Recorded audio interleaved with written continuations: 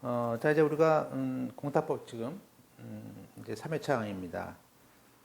지난주까지 겨져 이제 이어서 자, 55페이지에 공탁 당사자에 대한 얘기를 이제 해보겠습니다. 지금 이제 우리가 첫 시간에 봤듯이 공탁 당사자는 이제 공탁자가 있고요.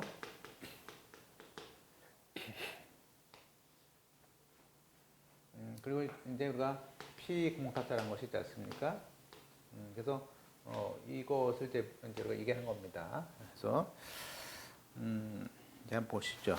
교재는 55페이지입니다. 그래서 보면 그 공탁자라는 것은 이제 우리가 거기 언더라인 거 보듯이 그 공탁서의 기재에 의해서 결정이 되는 것이고요. 그 1번에 자기 이름으로 공탁물을 공탁소에 제출한 자를 말하는 것이고, 구체적 공탁 절차에서는 누가 공탁자냐라는 것은 공탁서 기재에 의해서 정해집니다. 따라서 물론 이제 본인이 할 수도 있지만 대리인이 했을 땐 본인 이름으로 하는 것이고요.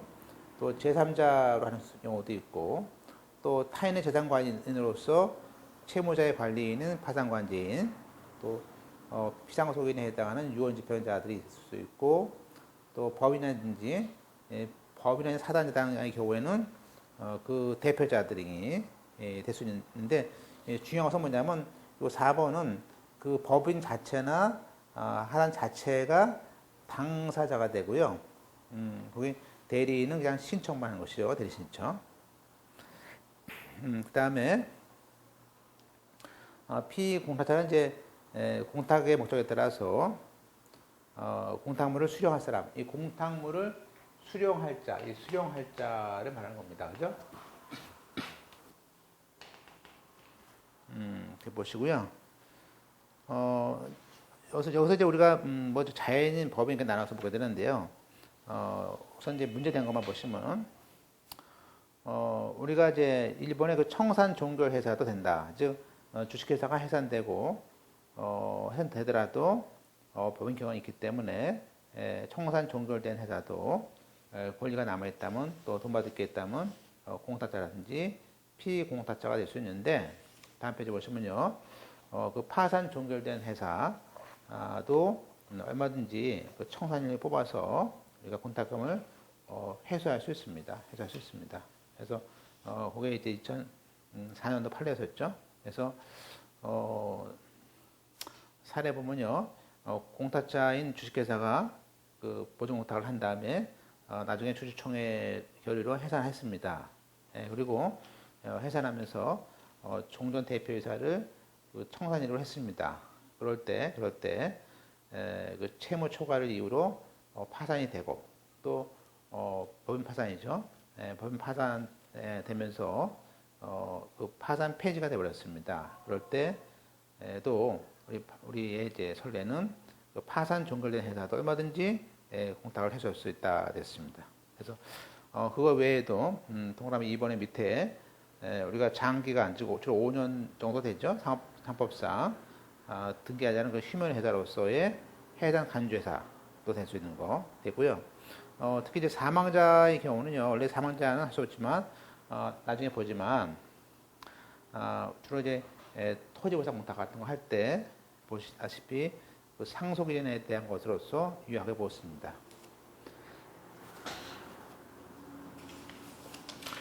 자, 57페이지에 공탁 행위 능력에 대해서 이제 우리가 뭐 그렇게 볼 건 없고요. 여러분 이제 뭐 여기서 뭐 문제 나온 것들은 아니니까. 그래서 뭐 거기 그 자연인, 법인 오른쪽입니다. 특히 그 사망자에 대한 것들이 있는데, 주의할 것은 조합은 여기에 해당하지 않습니다. 조합은 아니고 조합원 자체로 해야 됩니다. 구성원들. 그래서 조합은 다른 게 없다 보시고요. 그리고 이제 법정 대리인이 하는 경우가 있는데요.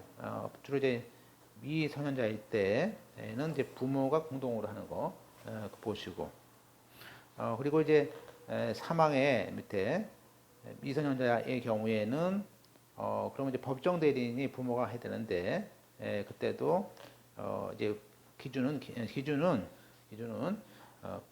그 묻는 여자 본인을 기준으로 한다는 것들. 그래서 주소도 그 사람 주소로 한다는 것들을 알 수 있습니다. 따라서 이제 결론적으로 우리가 다음 페이지 넘겨보겠습니다. 이제 59페이지 보시면 공탁의 종류에 따라서 우리가 당사자는 다음과 같습니다. 예컨대 우리가 변경 공탁을 한다면요. 예컨대 누가 합니까? 채무자가 하기 때문에 채무자 공탁자가 되고 반대로 채권자는 피공탁자가 됩니다.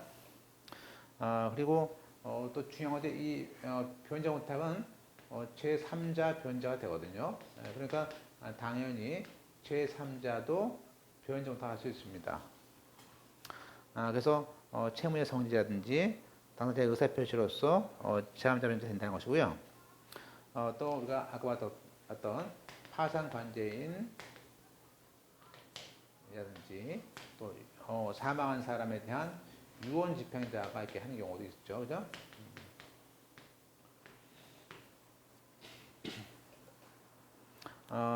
주의할 것은요.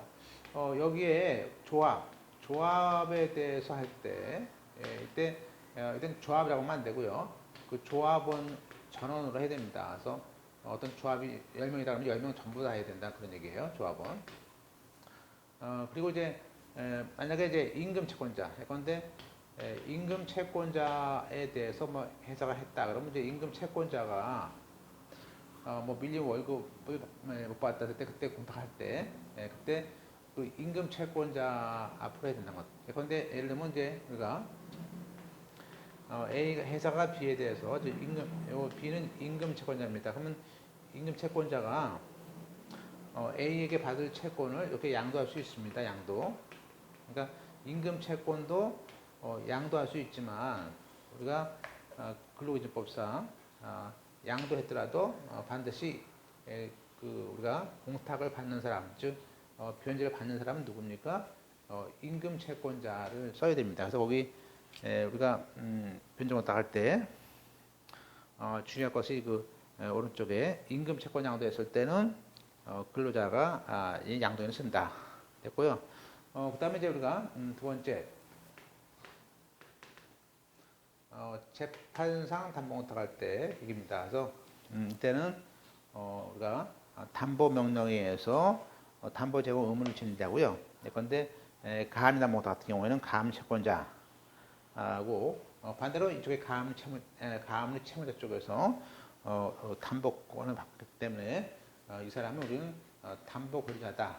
그리고 이 담보 권리자가 곧 뭐죠? 그 다음이 피가 되는 것이죠. 역시 이것도 잠잠히 되고요.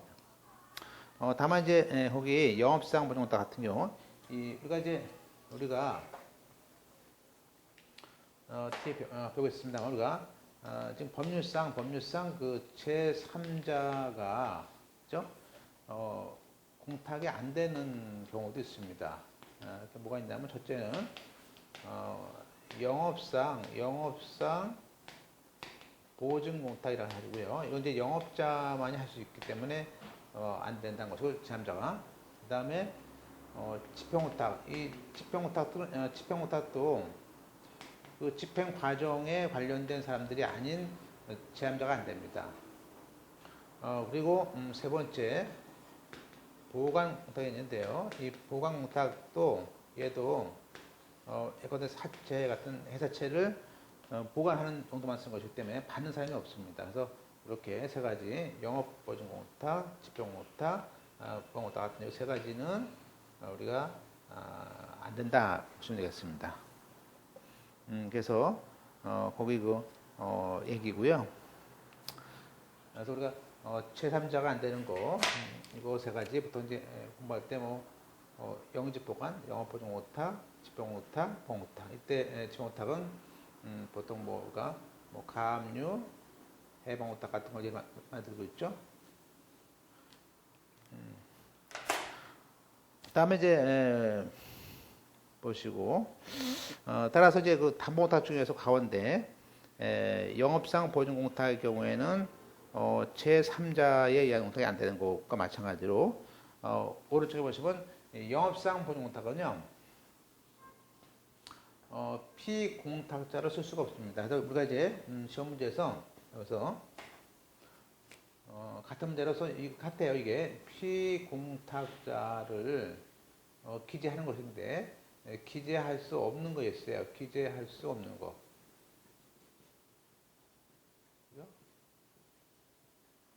이 피공탁자를 기재할 수 없는 것도 똑같이 여기는 영지보가 해가지고 그런데 영업상 보증공탁은요, 이 영업을 하기 위해서는 있게 될 장래 손해에 대한 것인데 아직 손해자가 나타나지 않았기 때문에 할 수 없다든지 그런 것들입니다. 그래서 거기 오른쪽에 그 불특정인에 대한 장래 손해배상 채무의 담보이기 때문에 공탁 당시에는 아직 피해자가 확정되지 않았기 때문에 우리가 피공탁자를 할 수 없는 것 중에 하나가 거기 영업상 공탁이 되겠습니다. 물론 납세 담보공탁 같은 경우는요 국가나 지자체가 지는 것이고요. 자, 집행공탁은 이제 집행공탁은 그 집행 절차에 관련된 집행채권자, 집행채무자, 집행기관이 하는 것입니다. 따라서 제3자는 할 수 없다는 것이고요. 그다음에 보안공탁 같은 경우가 있고요. 끝으로 이제 몰치공탁 같은 경우 이제 뒤에 배우지만 역시 우리가 보통 국가에 대해서 하는 소명에 가름하는 이 소명에 가름하는 공탁이 있고요. 국가에 대해서 그러니까 여기서 이제 소명에 가름하는 공탁의 예로서 뭐 민사 소송할 때 예를 들고 있거든요.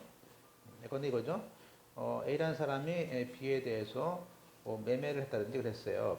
근데 이걸 해올 수가 없어. 그런데 이때 B가 상대방 쪽에서 그러면 자, A가 그러면 그 채무 이행을 구하기 위해서 소송을 어떤 그 민사 소송을 해야 되는데 이때 상대방이 미성년자라든지 그럽니다. 그러면 이제 이때 법정 대리를 구해야 되는데 이 법정 대리도 없는 경우에는 별도로 뭐 특별 대리인 같은 거 해야 되는데 요때 요런 이런 계약이 있다는 것에 대한 소명을 해야 되는데 그때 그 소명에 대신해서 또 우리가 또 한편으로는 뭐죠? 일정한 공탁금을 걸어야 됩니다. 그때 그래서 만약에 그런 것이 이런 사실이 거짓말로 드러날 걸 대비해서 그런 소명에 대신해서 현금 공탁을 하는데 이 공탁했다가 나중에 이것이 거짓말로 드러나면요 국가에 대해서 뺏깁니다. 그래서 이것도 일종의 몰취공탁이라고 합니다. 됐죠? 그래서 그런 것들이 있고요. 물론 이제 주식회사라든지 유한사에 대한 그 설립을 위한 가등기할 때 상호 가등기할 때 이것도 역시 똑같이 국가에 대해서 하는 겁니다. 그래서 국가를 피공탁자로 하는 것 중에가 여기 몰취공탁이죠. 몰취공탁. 따라서 이제 그 하나씩 보시면 먼저 이제 하나씩 볼까요? 다시 한번 이거 박스를 이제 푸는 거가 다음 페이지에 있습니다. 60페이지에 공탁자로서 이제 채무자나 제함자가 할 수 있다는 거, 그죠? 따라서 그 이해한계에 있는 제함자는 우리가 그 채무자의 의사에 반해서 할 수 있다는 거, 그거고 아까 그죠? 왜냐하면 이때 이해한계에 있는 제함자라는 것은 뭐죠? 그 채무자에 대해서 뭐 보증 쓴 사람들 또 그 담보 목적으로 안고 한 사람들 이런 그 연대 채무자 이런 사람들인데 그 사람들은 당연히 채무자가 돈을 안 갚으면요 이 사람들한테 압류가 들어올 거 아닙니까? 그래서 그것에 반해서 따라서 이때 그러나 보시면 이해하기 잠자들은요 채무자가 반대해도 채무자 의사에 반해도 공탁을 해야겠죠. 자기한테 불리니까. 그 다음에 이제 채권자에 대한 것들, 이제 이 채권자 중에서 특히 이제 우리가 이제 이때, 보통 채권자가 누군지를 압니다. 그래서 보통은 채권자가 누군지 안다는 말을 우리는 확실히 안다라는 뜻을 써서 확지 공탁입니다. 그러나 이제 어떤 경우는요, 채권자를 잘 알 수 없는 경우가 있습니다. 그래서 우리는 불확실하다 합니다. 그래서 그러면 채권자를 알 수 없는 경우가 어떤 거냐 하면 두 가지가 있는데 그 절대적 불확실가 있고요. 그 다음에 상대적 불확실한 것이 있습니다. 따라서 절대 불확실은 주로 이제 토지 수용할 때 그 땅 소유자를 잘 모를 때 있고요. 또 민법상의 불확지는 줄여져 있건데요. 이 상대 불확지의 경우에는 뭐죠? 주로 이제 아까 봤듯이 A가 B에 대해서 채무가 있는데, 그럼 A가 이 B가 채권자인 B가 이 채권을 K한테 양도했습니다. 그러면 이제 원래 당연히 그러면 A는 K한테 돈을 주면 되겠지만, 문제는 뭐냐면 요 B와 K 간의 양도인과 양수인 간의 양도 계약이 뭐 계약이 해제가 되거나 무효가 되거나 해가지고 이게 좀 틀어진 거죠. 그래서 이렇게 이럴 때는 B나 K가 서로 달라고 그럴 때 A로서는 뭐죠? 채권자를 양도인지 양수인지 이것에 대한 판단이 어렵게 될 때 이 채권자로서는 양도인 또는 양수인 해가지고 이렇게 이거 우리는 상대적 불확지라고 해가지고 이런 공탁을 할 수 있어요. 그래서 이렇게 공의 불확지라 것인데, 보시면 이제 거기 그 60페이지에 밑에 그 동그라미 2번에 채무자가 뭐 과실 없이 값 또는 을 누가 채권자인지를 알 수 없었을 때 그때 상대 불확지고 다 한다고 할 수 있습니다. 그 다음에 아까 봤듯이 다번에 오른쪽에 큰 목차만 보세요. 임금 채권 양도했을 때 양도인한테 한다는 것들, 그죠? 자, 이제 주의할 것은 이제 앞으로 잘 나왔는데, 우리가 이제 이 공탁자냐, 피냐, 이거는요, 공탁서에 써 있는 걸로 합니다. 따라서 이 공탁서에 공탁자 A, 피공탁자 B라고 썼으면요, 당연히 공탁관은요, B나 A가 와야지 주는 거예요. 따라서 공탁서 실제 받을 사람이 뭐 K인지 아닌지는 관심 없습니다. 그래서 실제 이 공탁서에 쓴 사람 이외의 사람이 제3자인데, 이 제3자가 왔을 때는요, 직접 오면 안 주기 때문에 제3자는 뭐예요? 당연히 얘를 상대로 가지고 이 B가 가지고 있는 공탁금을 K한테 양도를 받아야 됩니다. 따라서 뭐라고요? 양도를 받아야 됩니다. 그래서 일단 권한은 B한테 있기 때문에, 그래서 보시면 이제 거기에 그런 말을 합니다. 61페이지에 라번 해보세요. 쭉 가서 따라서 피공탁자를 상대로 공탁금 출급에 대한 확인 판결, 이 확인 판결은 안 됩니다. 왜냐하면 피공탁자한테 공탁금 수령권이 있는 거예요. 그러니까 근데 또 다시 또 그 사람이 아니고 B가 아니고 또 있다. 그런 확인 판결은 있을 수가 없기 때문에 이것은 안 됩니다. 자, 보면 이때는 써놓으시면 이때는 우리가 피공탁자한테 양도하라는 양도 판결문을 받아야 됩니다. 그 다음에 이제 그 밑에 합의 경우에는 전원에 쓰는 것을 봤었고요.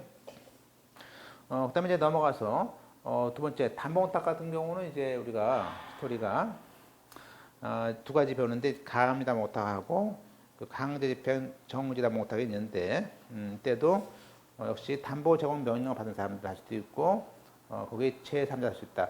우리가 이때 특히 여기서 요 담보공탁 할 때 우리가 제3자의 할 수 있습니다라고 잘 나오는데요.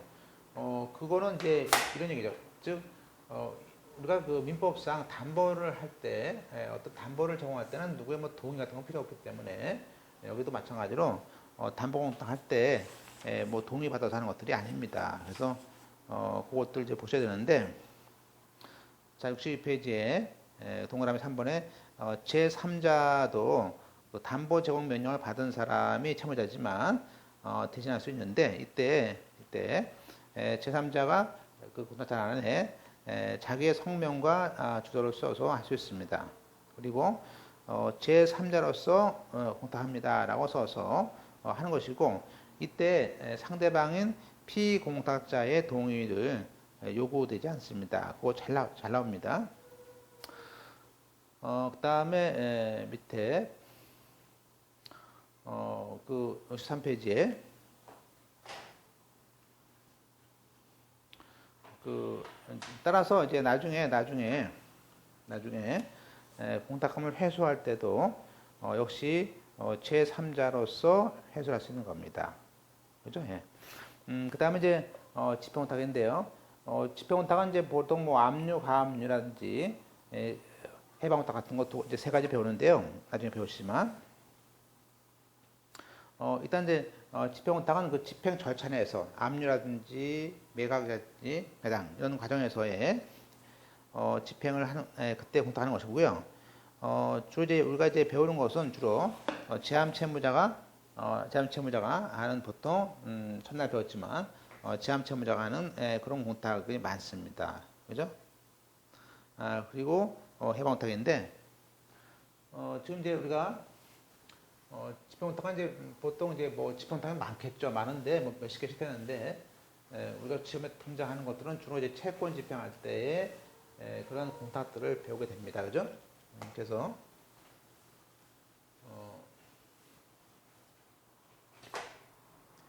자, 그러면 우리가 거기에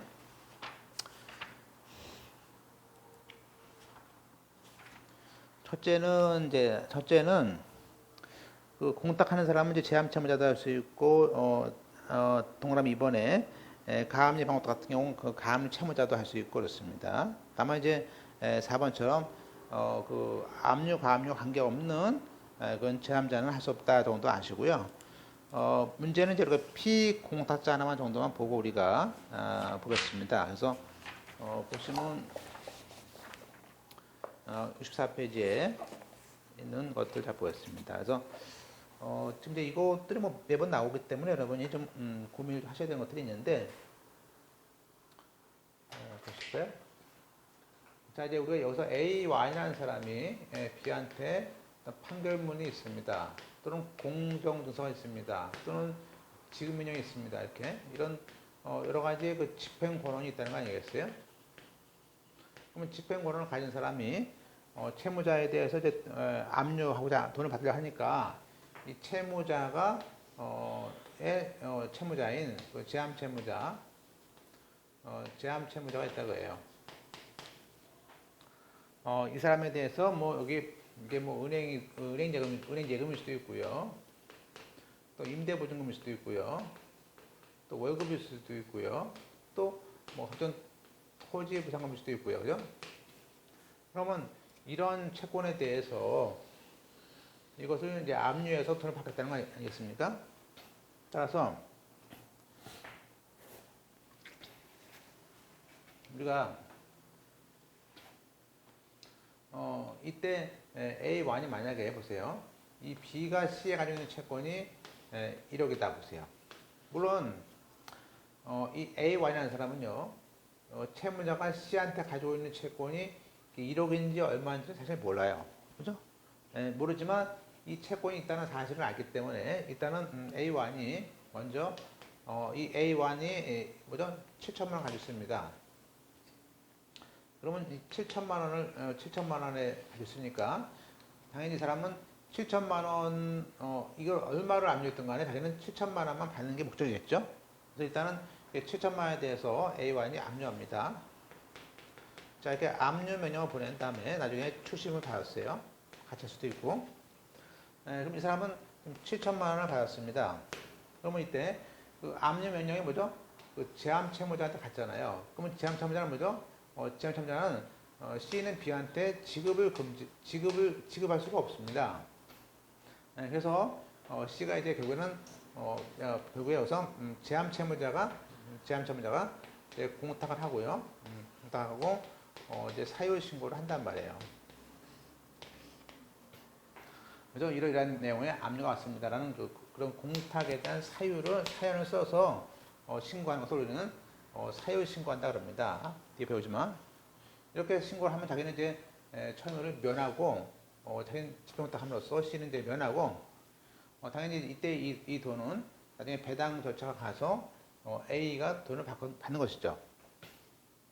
그러면 우리가 이때 공탁이 누가입니까? 공탁은 그 제함 채무자가 하는 겁니다. 따라서 우리가 공탁자는 누굽니까?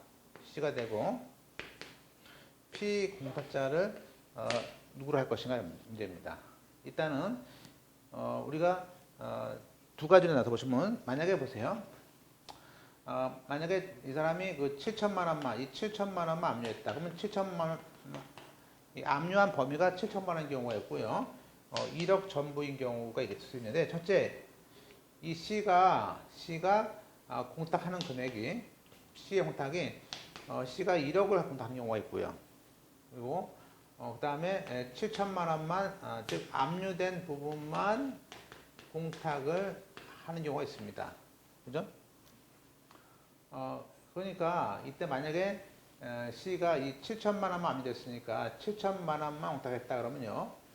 이때 7천만 원에 대해서는 줄 수 없으니까 이때 C는 이렇게 7천만 원 압류했을 때는 이 공탁자가 C가 되겠고요. 피공탁자를 이때는 기재하지 않습니다. 근데 이게 고민인 거예요. 야, 그럼 우리가 아까 봤듯이 피공탁자를 기재하지 않는 거가 영업보증공탁, 그죠? 지표공탁 이거예요. 그래서 우리가 이렇게 압류됐을 때 그럼 원래 보통 상식적으로 이 공탁금은 A1 게 아닌가? 그래서 압류 채권자를 써야지 않는가? 이렇게 할 수 있어요. 따라서 물론 우리 판례에 이렇게 A라고 써도 무방하다는 판례가 있습니다. 그런데 시험에서는 일단 우리는 이 A라는 사람을 쓰면 안 되는 거예요. 왜냐하면요, 보세요. 우리가 집행은 압류를 걸쳐서 공탁금이 들어와서 그다음에 그 돈을 배당기일날 가서 잡혀서 돈을 받는 겁니다. 그러면 A1은 이 배당기일날 가야만이 돈을 받는 거예요. 따라서 지금 이 공탁할 당시에는 채권자가 A1이지만 그 사이에 B가 A한테 돈을 갚을 수가 있어요. 또 A가 또 다른 재산에 대해서 또 받을 수도 있습니다. 그러면 이 A1이라는 채권 아니면 또 그 사이에 또 다른 채권자 A2가 들어오는 바람에 이 사람이 받을 금액이 줄어들 수 있어요. 따라서 이 채권자라는 것은 이 채권자의 우리가 공탁할 때 상대방의 것은 그 돈을 수용할 수 있는 사람을 말하는 것인데 이 사람은 돈을 실제로 배당 가봐야 진짜로 돈을 받을 것인지 안 받을 것인지 알 수 있기 때문에 이렇게 7천만 원만에 대해서 압류가 들어왔을 때는 이건 순수한 압류에 따른 공탁으로서 지평탁이니까 피공탁자를 쓰지 않는다 이겁니다. 그죠? 따라서 이제 그 얘기를 우리가 64페이지에 보고 있습니다. 한번 보겠습니다. 제가 교재를 통해서 1번 지평공탁 할 때 그 피공탁자로 될 자는 당해 집행 절차에서 그 집행 채권자입니다. 그죠? 물론 이 A가 되겠죠. 따라서 그렇지만 이 A라는 그 집행 채권자라도 언제 가서요? 그 배당 절차에 가서야만이 그 배당이 완결돼야만이 피공탁자가 되기 때문에 그 집행공탁 할 때는 공탁서에다가 피공탁자를 기재하지 않는 겁니다. 그죠? 판례도 집행법 248조에 따라서 안집행공탁은 배당 절차에서 배당이 완결되어야만 피공탁자가 확정되는 것이기 때문에 공탁할 당시에는 피공탁자가 A라는 사람으로 관념적으로 존재할 뿐이다. 따라서 설사 피공탁자를 A로 했더라도 법원은 구속하는 적이 없다. 즉 A한테 돈을 주지 않을 수도 있다라는 말을 법원은 구속하는 결과는 없다라고 하셨습니다. 자, 결과적으로 우리가 압류에 따른 공탁의 경우에는 원칙적으로 피공탁자를 기재하는 것이 원칙입니다. 그래서 보시면 이제 1항에 예컨대 이게 1억 전부의 압류가 있거나 또는 지금처럼 이번에 1억 중에서 일부 압류, 즉 7천만 원 압류했는데 그 압류 금액만 7천만 원만 공탁할 때는 피공탁자를 쓰지 않습니다. 그러니까 그 사람한테 돈을 찾아가라고 공탁 통지 같은 것도 첨부하지 않고 또 그 사람의 성명 주소를 쓸 필요 없습니다. 그런데 이제 우리가 예외적으로 피공탁자를 쓰는 경우도 있다 이거예요. 그게 뭐냐면 아까 요 7천만 원 압류한 거에 대해서 1억 전부, 즉 이게 일명 일부 압류에 대해서 전액 공탁. 일부 압류했는데 전액을 공탁했을 때는요. 이때는 이 3천만 원에 대한 부분, 이 3천만 원에 대한 부분에 대해서는요, 당연히 피공사자가 누굽니까? B가 되겠죠. 그래서 이 압류가 되지 않은 3천만 원에 대해서는 압류 채무자인 B를 쓰는 겁니다. 그래서 거기 보시면 이제 예외적으로 보세요. 해설에 64페이지에 집행법 248조 1항에 따라서 금전 채권 그 일부 압류, 그 일부 압류에 대해서 전액, 즉 7천만 원 압류에 대해서 전액을 공탁할 때 그때는 그 압류 부분을 제외한 나머지 부분에 대해서 그 3천만 원 부분에 대해서는 원래 변제할 부분에 대한 공탁이기 때문에 이때는 피공탁자를 누구로 여기 B로 쓰는 거예요.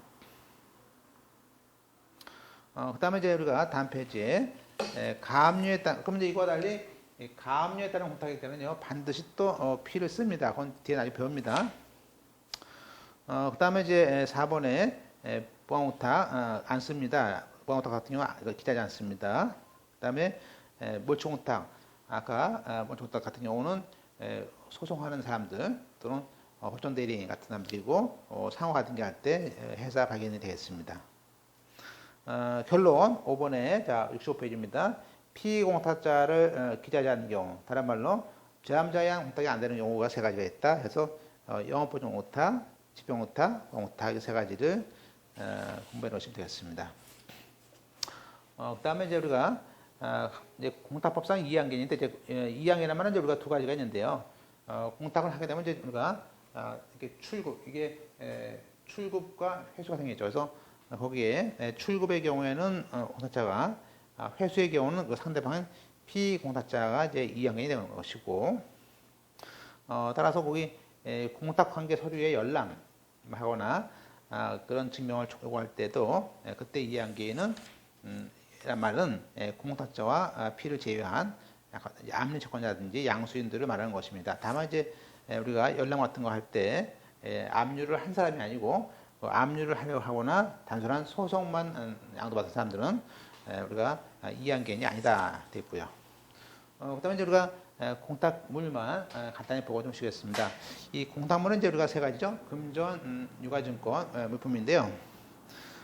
금전은 이제 우리나라 통화, 자급수표 되겠지만 주의할 것은 이제 우리가 맨 밑에 그 외화라든지 이런 외국의 통화 같은 것은 우리가 금전이 아니고 물품 공탁이 가능합니다. 그래서 거기 보시면 그 얘기고요. 따라서 이제 오른쪽에 뭐 금전, 유가증권들이 있습니다. 물론 이제 물품도 있고요. 그 다음에 이제 거기 설레만 이제 거기 그 68페이지에 있는 그 박스가 하나 보시면 되겠습니다. 그래서 우리가 변정오탁 같은 경우는 금전, 유가증권, 물품이 다 되고요. 물론 이제 영업의 범위 내에서 어떤 그 책임을 지는 것들은 맞는데, 두 번째 부동산 공탁, 이 부동산 공탁 같은 경우는 이제 경매가 되니까 우리가 통설이 부정하고 있습니다. 그건 안 된다 되겠고요.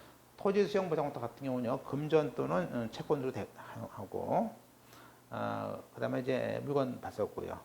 그다음에 담보 공탁 또는 보증 공탁 같은 경우는 우리가 이 담보 공탁은 이제 충분한 담보 가치가 있어야 되니까, 뭐 1번에 보듯이 판례에 보듯이 전혀 38례에 보듯이 담보를 할 때 그 은행 발행한 것이 아니고 담보 제공자, 이 개인 발행, 담보 제공자가 발행한 당사서표, 이건 이제 허용 안 된다 되고요. 그 다음에 집행오탁 밑에 3번에 집행오탁은 이제 보시면 돼요. 집행오탁은 집행오탁을 하는 이유가 그 배당을 위해서 하는 것이기 때문에 군조로 금전만 가능합니다. 따라서 이제 그렇지만 예외적으로 매각 허가 단계에서의 항호 보증공탁, 이 경우는 금전과 유가증권이 가능하다 정도 알 수 있습니다. 그리고 선박 같은 거 할 때도 혹시 그 경매를 순간적으로 정지하기 위해서 그때 유가증권하는 경우도 있습니다. 그때로 이제 무기명 사채 같은 거 공탁, 또 몰치공탁은 이제 몰치공탁은 금전만 된다는 것들을 알 수 있고요. 자, 넘어가겠습니다. 쭉 가서. 그 다음에, 거기, 70페이지에, 우리가 물품 같은 거를 공탁할 때, 이제 어떤 경우는요, 이걸 이제 오랫동안 보관해서 찾아가지 않는 경우가 있습니다. 그럴 때 그 물품에 대해서 그 변경 오탁 같은 거 해놨는데 오랫동안 찾아가지 않았을 때 그 물품을 보관료가 많이 들어간다든지 그렇다든지 그런 경우에는 그 물품을 팔거나 폐기할 수 있는 권한을 줍니다. 그것이 이제 우리가 얘기하는 규칙 47조인데 이게 공탁 물품의 매각과 폐기인데 그 1항 볼까요? 1항에 공탁법 11조에 따라서 보관 중인 공탁 물품을 매각하거나 폐기를 할 때는 그 보관자가 신청합니다. 항상 그 보관자가 신청을 해서 법원의 허가를 받아서 행할 수 있고요. 따라서 이때 매각은 3번에 민사집행법상에서 매각을 합니다. 그리고 그다음에 이제 6항에 나중에 폐기할 때도 법원의 허가를 얻어서 폐기를 하는데 뭐 개인정보 유출 방해라 것이 있고요. 여기에 따른 그 공탁 물품에 대한 매각 폐기는 물건에 해당하는 것이다 할 수 있고 특히 이제 3조에 공탁물 보관자가 이걸 팔기 전에 적어도 한 30일 정도의 말미를 줘서 미리 가져가라고 최고를 한다는 것을 알 수 있습니다. 물론 이해될 수 있고요. 그 다음에 통지 같은 것이 있었고요. 이런 것들은 어차피 이런 것들 이제 문제를 통해서 여러분이 좀 확인하시고 될 것 같고 자 이렇게 여기까지 했습니다. 그래서 이제 다음 시간부터는 우리가 공탁을 이제 신청하는 절차 하고 공탁을 받는 지급 절차라고 그랬습니다. 쉬겠습니다.